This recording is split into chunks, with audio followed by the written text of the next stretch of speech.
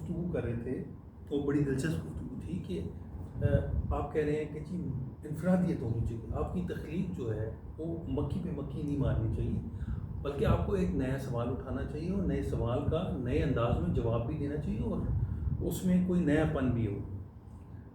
اب موجودہ جو صورتحال ہے اس میں دیکھیں نقاد کا جو رول ہے، آپ کیا سمجھتے ہیں کہ ہمارے حلقہ ارباب ذوق کی کیا اہمیت ہے اور وہاں کس سطح کی کس معیار کی گفتگو ہو رہی ہے اور اسپیشلی تنقید کتنی ہو رہی ہے؟ مثلا میرا یہ، اب میں تھوڑا سا یہ جی کسی کے اوپر ہم بے جا تنقید کر دیتے ہیں، کسی کو ہم تھوڑے سے رعایتی مارکس دے دیتے ہیں، تو بتائیں۔ اچھا انتظار دیکھیے، اس میں آپ کے سوال میں 2-3 باتیں ہیں، میں ایک ایک کر کے اس کا جواب دیتا ہوں۔ اب جہاں تک تو حلقہ ارباب ذوق یا اس طرح کے دوسرے فورم جو ہیں ان پر ہونے والی تنقید کا تعلق ہے تو اسے ہم مجلسی تنقید کہتے ہیں اور اس کی اپنی لمیٹیشن ہے۔ مراد ہے کہ آپ ایک نشست میں آپ بیٹھتے ہیں، اسی میں آپ چیز سنتے ہیں یا پڑھتے ہیں اور فوری طور پر آپ اپنا پہلا تاثر بیان کرتے ہیں۔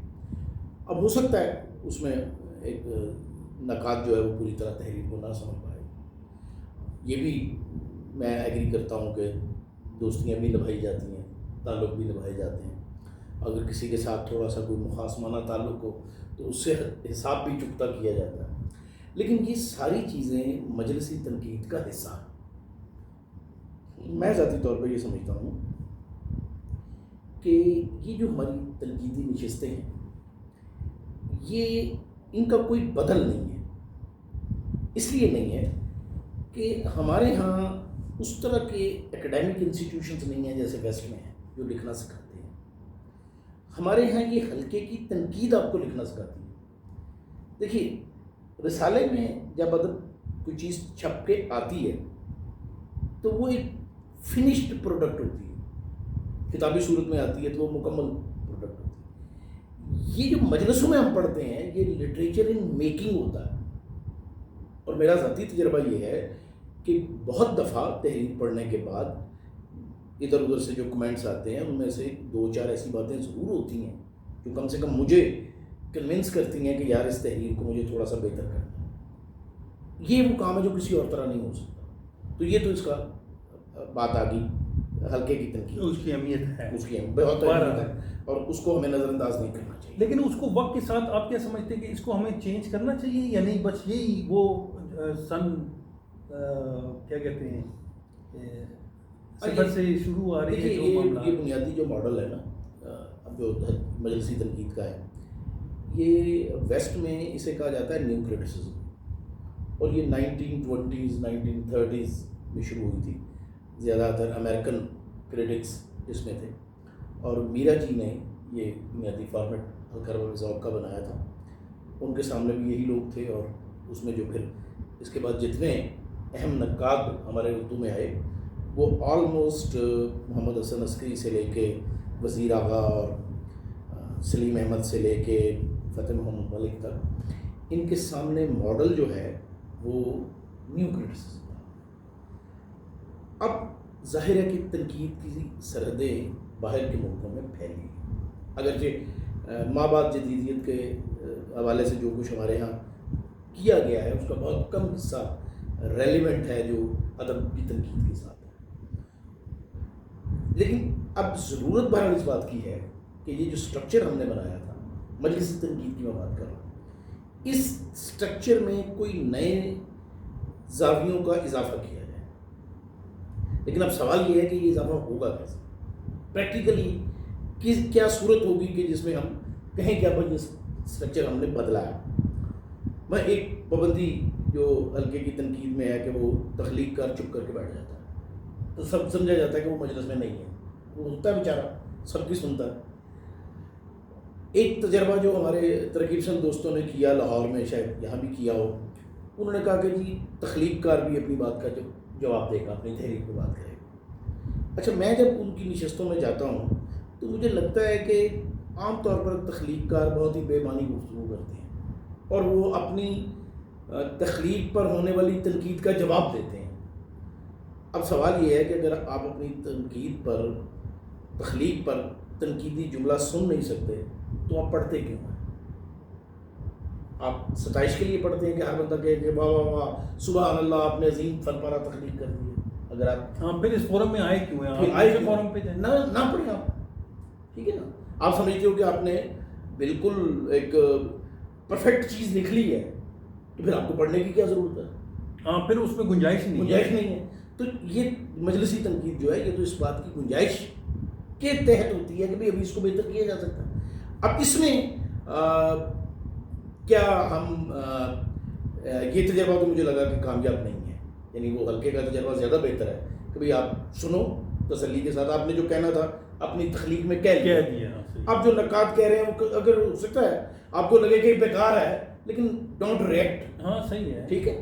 آپ سر یہ سمجھے کہ نقاد کو نہ کہیں نا، آپ یہ سمجھے کہ قاری ہے کراچی لاہور پوری پتہ نہیں کون سا ورڈ ہے کیا رہے وہ اس وقت بھی تو کہے گا نا، ری ایکشن تو دے گا. اور آپ کہاں جائیں گے اپنی تحریر کو ڈیفینڈ کرنے کے؟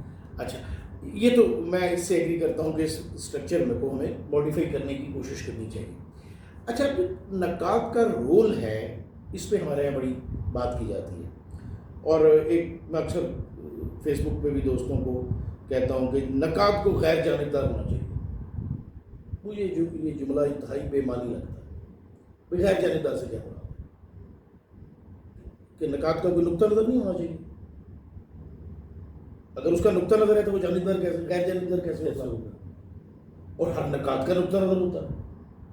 دوسری بات یہ ہے جو مجھے اپنے تخلیق کاروں سے شکوہ ہے خاص طور پر، وہ جب یہ بات کر رہے ہوتے ہیں نا کہ صحیح تنقید نہیں ہو رہی، نقاد جانبدار ہو گیا ہے، تو اصل میں وہ یہ کہہ رہے ہوتے ہیں کہ میری تعریف نہیں ہو رہی یا کوئی اس کو ڈیفینڈ نہیں کیا جا رہا، مجھے بڑا نہیں کہا جا رہا.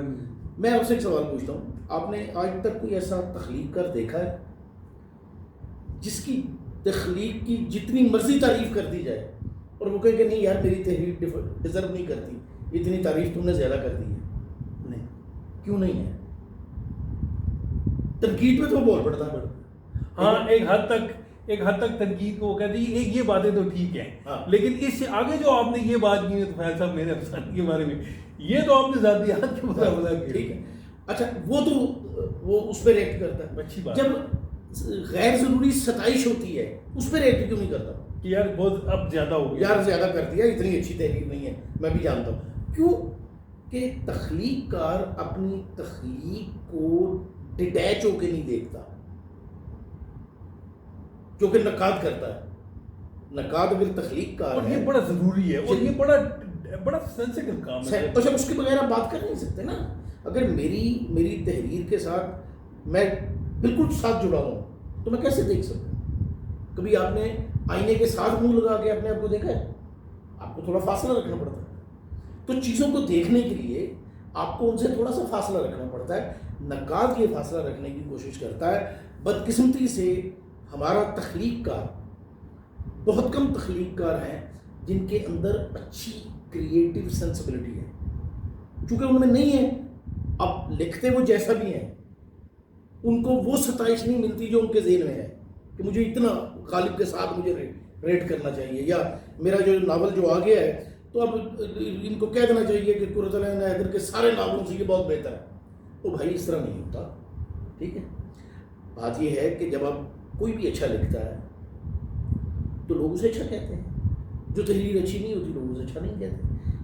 اب سب مسئلہ یہ آ جاتا ہے کہ ہمارا تخلیق کار اسے ذاتی اناد بنا لیتا ہے. وہ کہتا ہے کہ اچھا اگر اس نے مجھ پہ تنقید کی ہے نا تو یہ میرا مخالف ہے. بھائی تمہارا نقاد تمہارا مخالف کیوں ہوگا؟ کیا تمہاری اس کی کوئی زمین سمجھی ہے، کوئی خون کا رشتے سمجھے ہیں؟ ٹھیک ہے. کوئی ایسے انٹرسٹ سمجھے ہیں کہ جس میں نقاد کوئی لوٹ کے لے جا رہا ہے تمہیں؟ یار نقاد کا تو شکریہ ادا کرنا چاہیے تخلیق کار کو. دیکھو نقاد کیا کرتا ہے یار، چلیں میں مان لیتا ہوں کہ ایک کتاب کسی نے بھیج دی نقاد، جیسے میں ذاتی طور پہ ان لوگوں میں ہوں جو کتابیں خرید کے پڑھتے ہیں. اچھی کتاب کو مجھے پتہ چلے میں فارم میں خریدتا ہوں. چلیں مجھے کتاب مفت مل گئی، اب میں اسے پڑھوں گا، میرا وقت لگا، اس کے بعد میں اس پہ سوچوں گا، میرا وقت لگا، میری توا نہیں لگی، پھر میں لکھوں گا، میرا وقت لگا، میری توا نہیں لگی، میرے وسائل لگے، پھر میں اسے کسی جگہ چھپنے کے لیے بھیجوں گا. اس میں بھی میرے مالی وسائل خرچ ہوئے، یا میں کمپوز کراؤں گا اس میں بھی میرے مالی. اچھا یہ میں سارے کام کیوں کر رہا ہوں؟ مجھے تکلیف کیا ہے؟ ٹھیک ہے نا، آپ مجھے پے تو نہیں کر رہے. تو جب میں یہ سارے کام صرف اپنے شوق کی وجہ سے کر رہا ہوں، پین لے کے کر رہا ہوں، میرے اپنے شوق سے کر رہا ہوں، اپنی کسی انر ارج کو سیٹسفائی کر رہا ہوں، تو میں آپ کو خوش کرنے کی کوشش کیوں کروں گا؟ میں تو نہیں کروں گا. اب میں آپ نے بھی نہیں کیا نا، آپ نے بھی نہیں کیا. یا تو آپ کی تخلیق مجھے خوش کرتی تو میری تنقید آپ کو خوش کرتی. ہاں اس میں وہ جملے آئیں گے جہاں خوش کیا ہے وہاں وہ جملے آئیں گے. اچھا اب اس کا نتیجہ کیا ہوتا ہے کہ میں زیادہ سے زیادہ، ظاہر ہے ہم ایک معاشرے میں رہتے ہیں، سماجی تعلقات بھی ہوتے ہیں، تو میں بہت سی جگہوں پہ خاموشی اختیار کر لیتا ہوں، یعنی رائے نہیں دیتا. لیکن اگر میں رائے دوں گا تو وہ میری جینوئن رائے ہوگی، اس میں میں کبھی کمپرومائز نہیں کروں گا، چاہے میرے ساتھ کسی لکھنے والے کے ذاتی تعلقات کتنے بھی کہہ رہے ہوں. اگر مجھے اس کی کوئی تحریر پسند نہیں آئی تو میں یہ نہیں کہوں گا کہ تعلقات کی وجہ سے میں کہوں کہ یہ تحریر اچھی ہے. میں خاموشی اختیار کر سکتا ہوں کہ ایک درجے پہ آپ کو ظاہر ہے سماجی معاملات میں مفاہمت پہ چلنا پڑتا ہے. تو میں یہ سمجھتا ہوں کہ اس وقت جو نقاد ہے اس کو سب سے زیادہ جس چیز کی ضرورت ہے وہ اس پریشر کو رزسٹ کرنا ہے جو تخلیق کاروں کی طرف سے آتا ہے. کبھی آپ ان کی ستائش کریں. تنقید ستائش نہیں ہے، تنقید تنخیص بھی نہیں ہے. یعنی یہ نہیں ہے کہ تنقید کا کام صرف کیڑے نکالنا ہے. تنقید کا بنیادی کام اس تخلیقی تجربے کو سمجھنے کی کوشش کرنا ہے جس کے نتیجے میں تخلیق معرض وجود میں آئی ہے، اور پھر اس میں جو خوبیاں ہیں ان کو سمجھنا ہے، جو اس میں خامیاں ہیں اس کو سمجھنا ہے. یہ تنقید کا کام ہے. تنقید نہ کسی کے حق میں ہوتی ہے نہ کسی کی مخالفت میں ہوتی ہے. بدقسمتی سے ہمارے آج کے اکثر تخلیق کار اس بات کو نہیں سمجھتے. لیکن کیا آپ ڈیفینڈ نہیں کر رہے نقادوں کو کہ وہ جو مرضی آئے جس کی؟ یہ بھی تو ہوتا ہے نا کہ وہ کوئی تخلیقاری کہتا ہے یار اس کو تو پڑھنا بھی نہیں آتا یا اس معیار پہ نہیں ہے، میری تخلیق کے اوپر اس نے اتنی بڑی رائے دی. اچھا دیکھو یہ میں سمجھانے کے لیے بات کہ ایسا بھی ہے، اس میں یہ دیکھیے، ایسے بھی لوگ ہیں. اس میں یہ دیکھیے کہ اب وہ نقاد جو تحریر لکھے گا اس کو کوئی پڑھے گا نا، ہے نا. اچھا وہ خود ہی فیصلہ ہو جائے تو وہ قاری خود فیصلہ کر لے گا کہ یار نہیں یہ زیادتی کی ہے نا. ہاں یہ نہیں. آپ اور نقاد ہم سمجھ لیتے ہیں کہ دو فریق ہیں ایک معاملے کے، آپ تیسرے فریق کو ڈیسائیڈ کیوں نہیں کرنے دے رہے؟ بہت اچھی بات. ٹھیک ہے، فرض کرو میں کسی کی کتاب پہ لکھتا ہوں، اس کتاب میں کچھ ایسے معاملات ہیں جس کی مجھے فہم نہیں ہے. اگر میں ایسی بات لکھوں گا تو میرا قاری مجھ کو پکڑ لے گا، ایکسپوز ہو جائے گا، میں ایکسپوز ہو جاؤں گا. تو آپ مجھے کیوں ایکسپوز نہیں ہونے دیتے قاری کے ہاتھ سے؟ آپ ڈنڈا پکڑ کے آ جاتے ہیں کہ نہیں آپ نے میری تنقید کیوں نہیں کی. او بھائی تنقید تو دنیا برداشت تو کریں نا. تنقید تو دنیا کے عظیم ترین لوگوں پر کی گئی ہے. کیا ہمارے ہاں میر پہ تنقید نہیں ہوئی، غالب پہ تنقید نہیں ہوئی، اقبال پہ تنقید نہیں ہوئی؟ پیغمبروں پہ سر کیا ہوا ہے وہ الگ بات ہے، اس طرف ہم نہیں جاتے. اچھا اردو کے جو بڑے افسانہ نگار ہیں ہم کیا پریم چند پہ تنقید نہیں ہوئی؟ منٹو پہ، بیدی پہ، غلام نواز پہ، انتظار حسین پہ، قرۃ العین عدالتوں تک بات نہیں ہے جاتی ہے. تو بات یہ ہے کہ تنقید تو سب پہ ہوتی ہے. اس کی وجہ کیا ہے؟ وجہ یہ ہے کہ ہر تحریر میں کوئی نہ کوئی خامی یا کمزور پہلو ضرور ہوتا ہے. اصل بات کیا ہوتی ہے؟ اصل بات یہ ہوتی ہے کہ تحریر کی خوبیاں کتنی بڑی ہیں، خوبیاں اور خامیوں کا توازن کیا ہے؟ کیا خوبیاں زیادہ ہیں کہ خامیاں زیادہ ہیں؟ اور کیا خوبیاں بڑی ہیں کہ خامیاں بڑی ہیں؟ ٹھیک ہے نا. تو یہ ایویلیوشن ہوتی رہتی ہے. آپ اگر ڈنڈے سے اپنے آپ کو اچھا بنوانا چاہتے ہیں تو آپ کبھی نہیں بنوا پائیں گے. میں بعض لوگوں کو جانتا ہوں جن کی تنقید پڑھ کے مجھے ہنسی آتی ہے، یار یہ کیا لکھ رہے ہیں.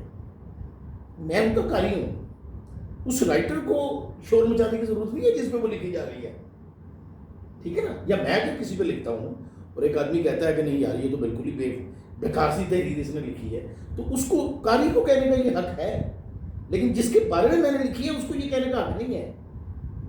وہ میری لکھی ہوئی تحریر خود ہی آ جائے گا نا، آ جائے گا، چھٹ جائے گی نا. بالکل ہوگا. دیکھیں نا اگر، لیکن اس کے لیے صبر ایوب چاہیے شاید.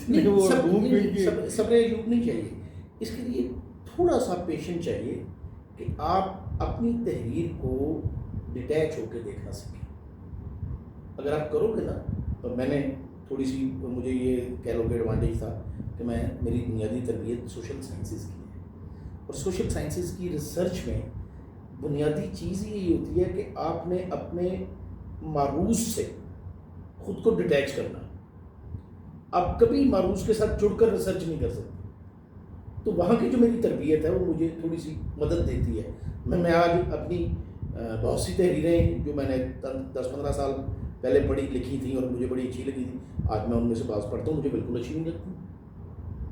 میں کہتا ہوں کہ نہیں یار, یہ تو نہیں ٹھیک لکھی گئی تھی, خراب لکھی گئی تھی. لیکن اگر میں اپنے آپ کو ڈیٹیچ نہیں کر سکتا تو پھر میں کبھی بھی نہیں اپنی کسی تحریر کے بارے میں کہوں گا. تو کیا لکھنے والا, نکات کو تو چھوڑ دے, کیا خود لکھنے والا ہمارے ہاں اپنی تحریروں کو ڈیٹیچ ہو کر دیکھنے کی صلاحیت رکھتا ہے؟ اگر نہیں رکھتا تو میرا ذاتی خیال ہے کہ نہ وہ اچھا تخلیق کر بن سکتا ہے, نہ اچھا نکات بن سکتا ہے.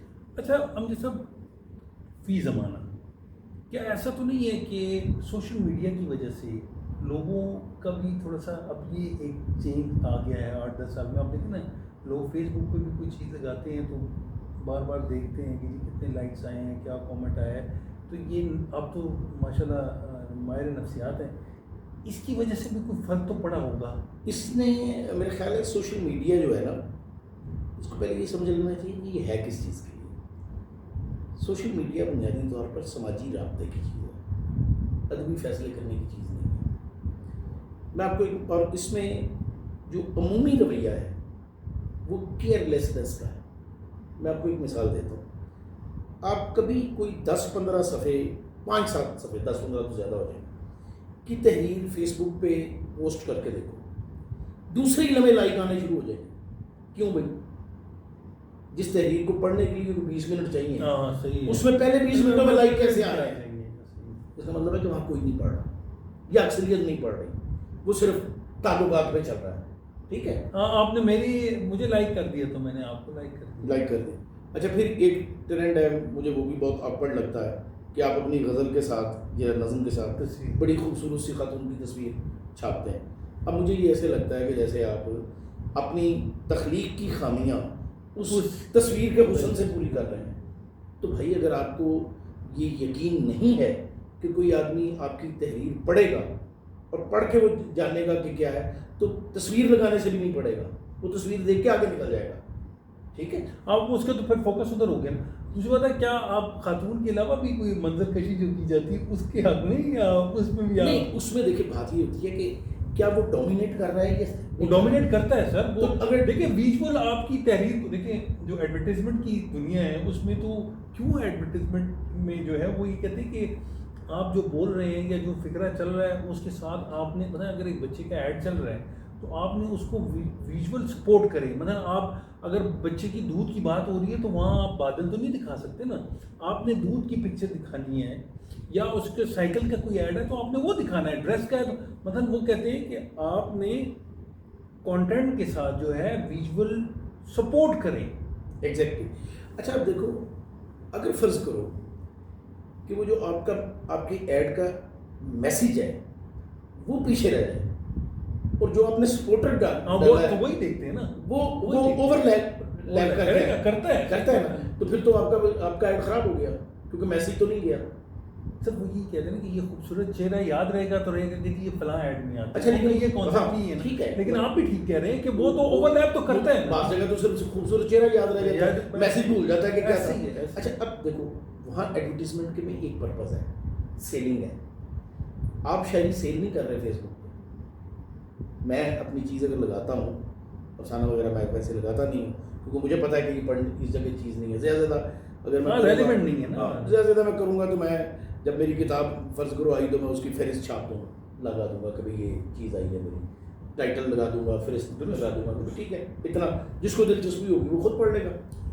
اچھا اب یہ جو چیزیں ہیں, ایک اور چیز جو مجھے فیس بک وغیرہ یا سوشل میڈیا پہ لگتی ہے وہ ارسپانسبلٹی. میں نے ابھی آپ سے ذکر کیا تھا کہ وہاں کوئی تھرڈ پارٹی نہیں ہے جو آپ کی تحریر کو سیٹیفائی کرے. اچھا میں سرٹیفائڈ ان والوں میں نہیں کہہ رہا سیکورٹی کی بات کہ وہ یہ رسپانسبلٹی لے کہ وہ صحیح چیز پوسٹ کر رہی ہے. مثلا جب آپ کسی رسالے کو اپنی چیز بھیجتے ہیں تو وہ رسالہ چھپتا ہے, وہ ایڈیٹر اس تحریر کے چھاپنے کا سارا ذمہ دار ہے. ہاں جب تک اس کے وہ نہیں ہوتا وہ ذمہ داری قبول کرتا ہے نا کہ بھائی میں نے یہ چھاپی ہے, میں ہر بار پڑھا ہے اور میں نے پڑھا ہے, میں اس کے معیار سے مطمئن ہوں. اب وہاں کیا ہوتا ہے, یعنی آپ نے بھی دیکھا ہو خاص طور خواتین کے حوالے سے ہوتا ہے, وہ بعض دفعہ شاعری جو ہے وہ بدن سے بھی گری ہوتی ہے اور باقی معاملات میں یہ تو معاملات عام ہیں. اچھا اور نیچے لائکس آئے ہوتے ہیں, واہ واہ ہوئی ہوتی ہے. اب اس کا کیا مطلب ہے؟ اس کا مطلب ہے نہ وہاں پوسٹ کرنے والے کو پتہ ہے کہ یہ کیا ہے, نہ اس کو لائک کرنے والوں کو پتہ ہے. یہ جو سچویشن ہے اس نے ہمارے جو نئے لوگ ہیں پرٹیکولرلی ان کو ایک طرح سے اوپر ڈی ٹریک کیا. اب آپ نے غزل لگا دی, 200 لوگوں نے لائک کر لیا, آپ بڑے خوش ہو گئے, رات کو مطمئن ہو کے سو گئے.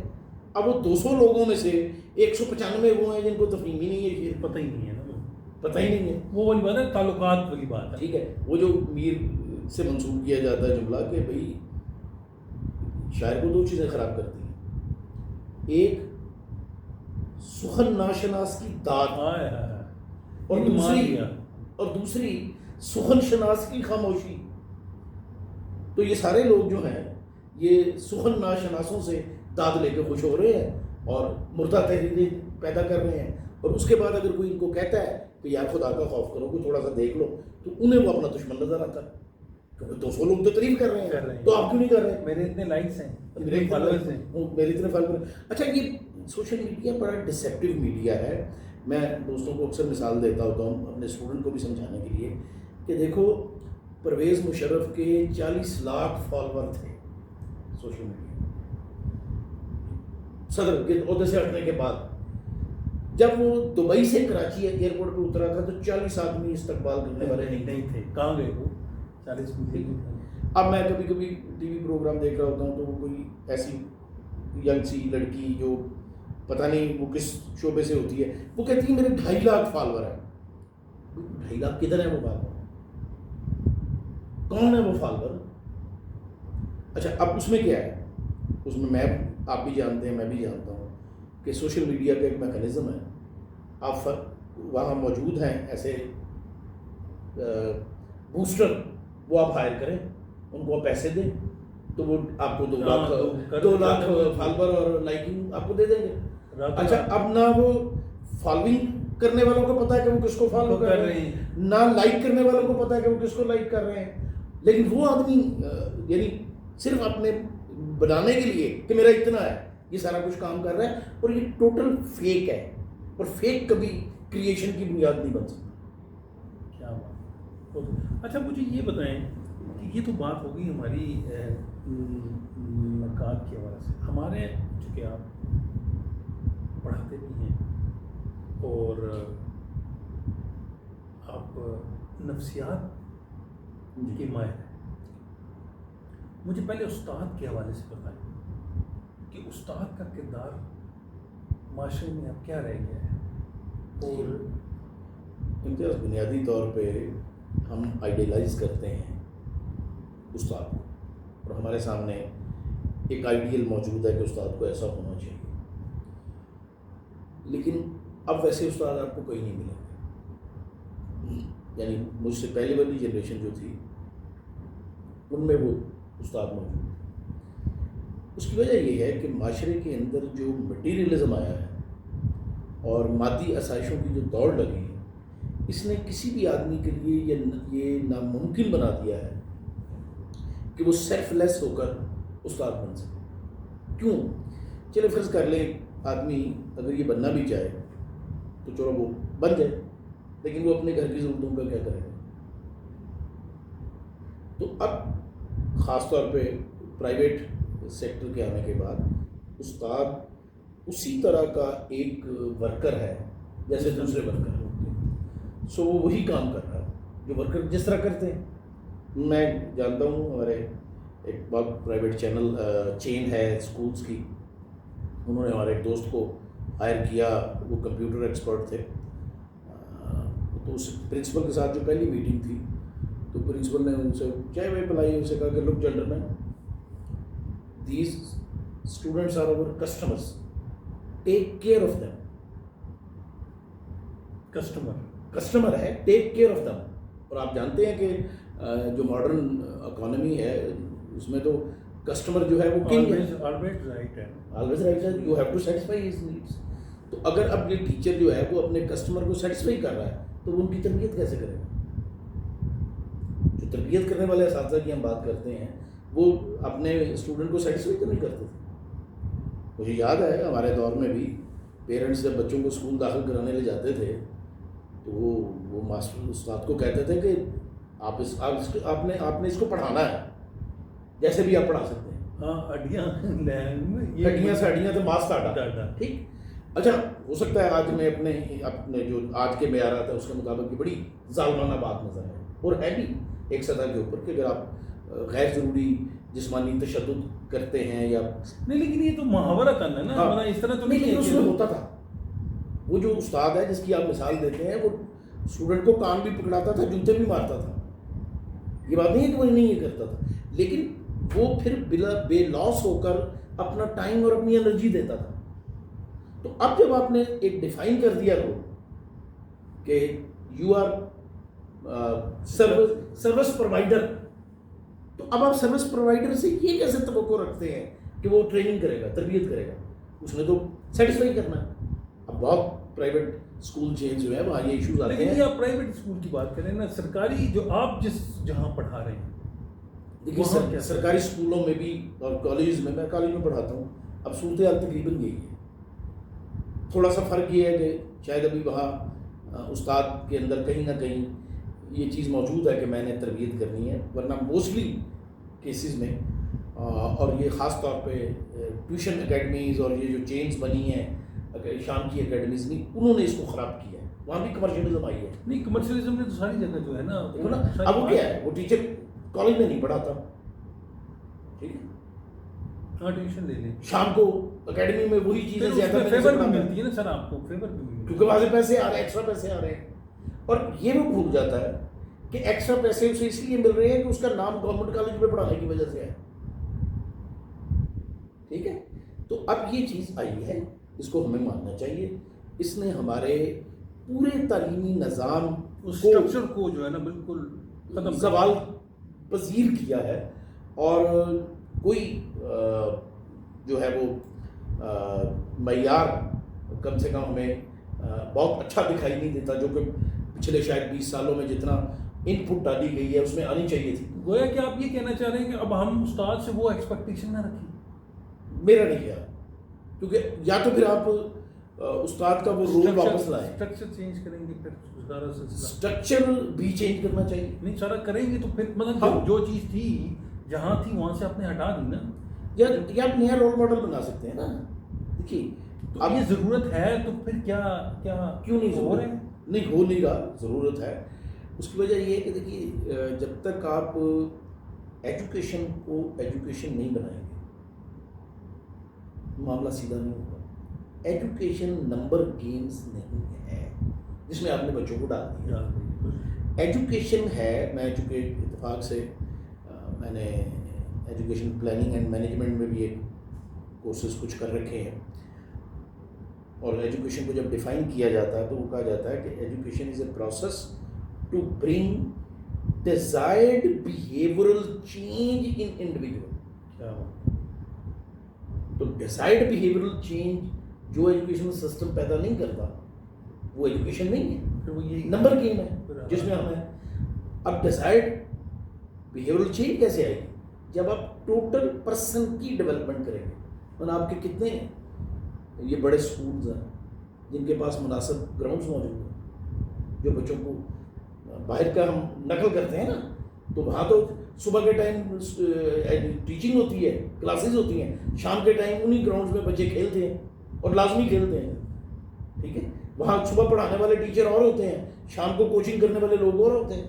تو آپ کے کتنے اسکول کی فیسلٹیز دے رہے ہیں؟ نہیں دے رہے. اچھا گورنمنٹ اسکولز میں اگر گراؤنڈز موجود ہیں تو وہاں فیسلٹیز نہیں, کوچ موجود نہیں ہیں, فیسلٹیز موجود نہیں ہیں, ان کی یوٹیلائزیشن بجٹ بھی نہیں ہوگا سر, بجٹ نہیں ہے.